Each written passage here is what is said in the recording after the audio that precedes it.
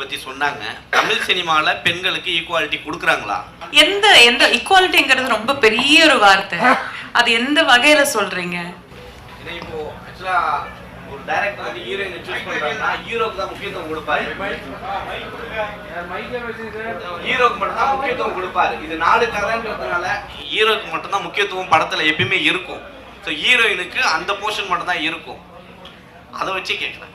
எனக்கு I don't know இது இந்த கேள்வி இந்த ஒரு மேடையில் எப்படி பதில் சொல்றதுன்னு தெரியல. இந்த படத்துல பாத்தீங்கன்னா எல்லா கேரக்டருக்குமே அதுக்கான ஸ்பேஸ் இருக்கு. அது ஆண் பெண்ங்கிற வித்தியாசமே கிடையாது. ஒரு டிரான்ஸ்ஜெண்டர் உமன் கூட நடிச்சிருக்காங்க. அவங்களுக்கான ஸ்பேஸ் கூட இந்த படத்துல இருக்கு. ஸோ இந்த படத்தை பொறுத்த வரைக்கும் எல்லா கேரக்டருக்குமான ஈக்குவாலிட்டி கண்டிப்பா இருக்கு. தமிழ் சினிமா ஒட்டுமொத்தமா பேசக்கூடிய மேடை இது கிடையாது. அது நம்ம தனியா ஒரு காஃபி குடிச்சு நம்ம பேசலாம். ஒரு குடும்பம் ஒரு வீடு தான் அப்படின்னு சொன்னீங்க.